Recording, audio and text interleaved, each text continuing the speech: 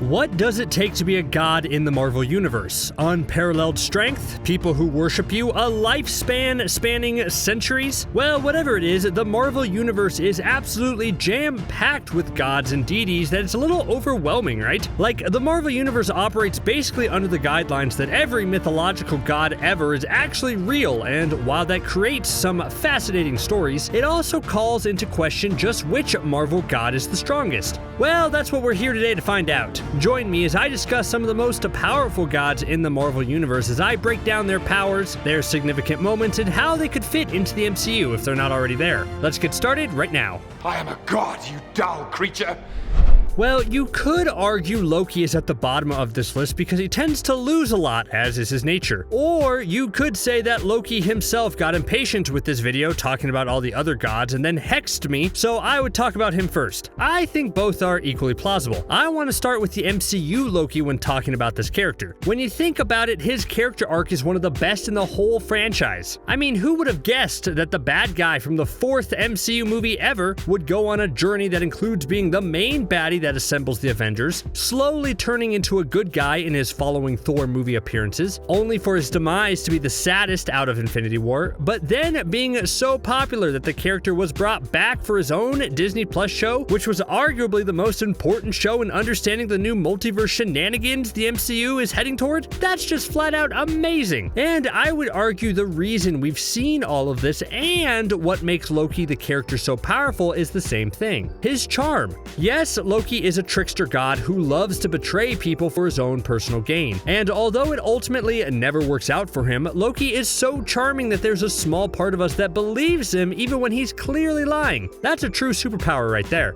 But although comic book Loki has shown some amazing powers over the years, the MCU Loki's skill set is mostly relegated to small illusions and fancy knife tricks. Like, the most powerful we've ever seen the MCU's Loki on his own without an Infinity Stone by his side is in his Loki show when he stopped a gigantic building from collapsing on him and Sylvie. And although it was an impressive feat of strength, it felt so out of character that some fans took that as a sign that the whole Lamentus sequence was actually a Loki illusion. When your abilities are questioned because they seem too powerful, then sorry Loki, you're not going to be the strongest god on this list. Yes, there is a Hercules in the Marvel Universe, and yes, as you can imagine, he's pretty darn strong. His strength makes him one of the strongest fighters ever, and he's even been an Avenger at one point. There's a lot to say about this god's amazing abilities, but basically they all boil down to one fact: he's Hercules. He's a strong dude. Do not engage this person in a fist fight or an arm wrestling competition because I'm pretty sure he can turn any mortal human into jello with a single sneeze. Now, I would just love a situation where Hercules meets Thor. Can you imagine the bravado and competition that would arise from these two interacting with each other? They'd get into all sorts of strength competitions to prove just who is the strongest, and I imagine the collateral damage here would be immense. Hey, if they're casting Hercules for the MCU, just get The Rock to do it. He already played Hercules in a much maligned film, and with the MCU all about establishing a multiverse, it could happen. Come on, The Rock versus Chris Hemsworth in a future MCU movie? Please make it so. Bast is the panther goddess that the Wakandans worship. In the MCU, it's said that long ago, when the 5 tribes were fighting for Wakanda control, a warrior shaman received a vision from Bast, and that led him directly to the heart-shaped herb, which of course allowed him to become the first Black Panther and end the fighting between all the tribes. Bast's influence continues to this day in Wakanda, and she definitely seems like a goddess you don't want to mess with. I mean, if I came face to face with a gigantic godlike panther, I'd be rightfully terrified. There's still so much history that the MCU hasn't explored yet with Bast, but in the comics, Bast was originally the child of the Egyptian god Ra before transitioning over to Wakanda. She's a goddess that is directly bestowing powers to the king or queen of Wakanda, which makes her influence on Earth one of the most important out of any gods in the Marvel Universe. Remember when the rage-filled Odin literally snarled at Loki and Loki looked like he needed a change of underwear? Yeah, that's how scary Odin could be. But then remember how Odin became this kind, old, peaceful man who imparts sage advice before he gently fades away? Yeah, Odin could do it all. The more we learned about Odin in the MCU, the more we realized that he wasn't just an all-powerful king with a good heart, but rather he was a character who spent a lot of his early life engaged in bloody, ruthless, and merciless battles, and wanted to spend his later years making up for all the bad he did in the past. And yeah, thanks to Thor Ragnarok, we now know there was certainly a lot of bad. Sure, he spent a lot of time in that first movie asleep and recovering, and then he got captured and indisposed by Loki sometime in the second film, which definitely hurts him in the power rankings, but still, Odin was a powerful god who could hold his own, and again, no one could snarl like he could. Phobos is an interesting god. He's the son of Ares, and although Ares tried to raise him to have a mortal life, things didn't work out that way, and he eventually wound up joining Nick Fury's Secret Warriors. Although he has the body of a child, he should not be underestimated. He has the incredible power of being able to cause fear in others just by looking into their eyes, as well as all the standard Olympian powers, and even maybe throw in some precog future telling as well. He's a valuable asset, and it's no wonder why someone like Nick Fury would want to recruit him for a team. Never underestimate him, or else that might be the last thing you ever do. I'm gonna keep talking about Asgardians for a second to talk about another Thor sibling that we haven't seen. It's Balder, Thor's half-brother. I don't know if the MCU is capable of making a storyline where Thor deals with another brother after Loki and Hela, but that's a shame because Balder is an interesting hero in his own right. He's not quite as powerful as Thor, but he still works hard to defend Asgard and to serve Odin. And during the truly strange comic storyline when Asgard was transported to Earth, Balder was the one in charge of ruling over this version of Asgard and helping his people get used to the new planet. Sure, Asgard didn't fare so well here, but you can't blame Balder for that. If the MCU wants to introduce a new Asgardian hero who wants to follow in Thor's footsteps, but maybe doesn't cost as much as Chris Hemsworth, then they could do far worse than Balder. Never forget that gods can be spiteful. That's basically the whole reason we have Moon Knight. Let me explain. There's a deity known as Khonshu who's mostly known for being the god that Mark Spector's Moon Knight serves. But the history of Khonshu is much deeper than that. In the comics, way back in the days of the Stone Age Avengers, which included Agamotto, Black Panther, Ghost Rider, and Odin, among others, Khonshu wanted to join but was offended when these heroes didn't offer him membership. So he chose a mortal avatar, the first Moon Knight, to enforce his will on Earth and basically antagonize the Avengers. That led to a long history of Moon Knights, with the most famous being Mark Spector. Now, over the years, there's been questions on whether Mark is actually receiving guidance from Khonshu, or if he's just insane and imagining it. But it seems like now it's a mixture of yes, he hears Khonshu, but yes, he's also insane, so that's a fun compromise. We'll learn a ton about Khonshu soon, though, with the Moon Knight series set to release in 2022. Ares is the god of war, and in the Marvel Universe was worshipped by both the Greeks and the Romans. You see, sort of like how the Asgardians are basically aliens with ties to Earth that were worshipped throughout Norse mythology, the Olympians that we all know do exist in the Marvel Universe and hail from the pocket dimension of Olympus. So yes, Ares has all the bells and whistles you'd expect, like super strength, durability, basic immortality, and then since he's the god of war, he has the added benefit of being able to influence war and combat in all shapes and forms. This would be an interesting type of god to introduce in the MCU, but I would say it's basically impossible since Wonder Woman already fought Ares in her first movie, and that would just be oversaturation, don't you think? Bor is Odin's father and Thor's grandfather, and he's one of the most powerful Asgardians ever. He was one of the gods who created the universe with the use of the Galactus Seed, which is a cosmic heart that will give birth to the next universe. Basically, forever ago, Bor and his sons found the seed and planted it, which gave birth to the current universe the Marvel heroes live in. He's incredibly strong and basically matches Thor punch for punch, even though Thor is said to be the strongest physical Asgardian. He's also, in the comics, pulled a Hela, where he easily caught Mjolnir and tossed it aside like it was nothing. If they were looking for another Asgardian villain to introduce in a future Thor movie, then Bor could make a great choice. Imagine a situation where Thor either travels back in time to the beginning of Asgard, or Bor is resurrected in today's age, giving this new version of Thor a chance to battle the strongest Asgardian of all time.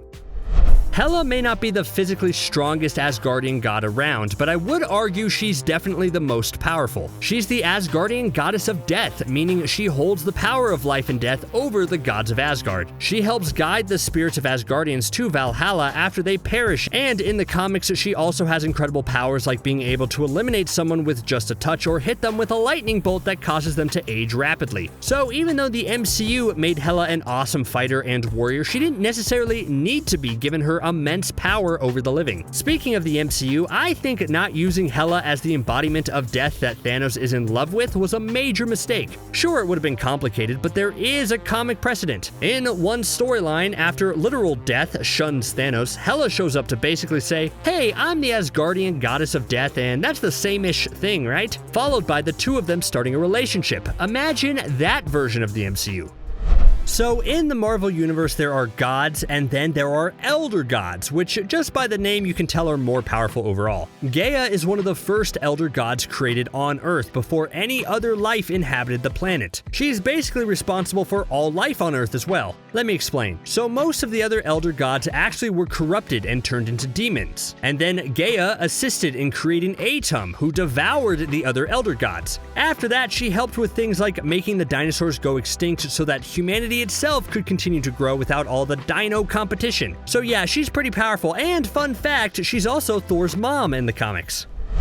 Well, if there's an Ares and a Hercules, then there's gotta be a Zeus, right? Zeus is the supreme monarch of the Olympians and is basically in charge of them all. He's super powerful and has beaten other Marvel characters like the Hulk and even Galactus in combat. So okay, here's why I think Zeus should be the absolute next big bad for Thor to face. Zeus is a lot like Thor in key ways. Zeus has a mastery over electrical blasts and is the leader of his people. Imagine seeing a Thor who has just given up being king of Asgard to rediscover his passion in life. Zeus would be like his dark mirror counterpart, and with Zeus being a little corrupt or cold, it could reinforce Thor's decision to step away from his kingly life and working to be a hero on his own. It would make a great story, so come on, Taika Waititi, make it happen.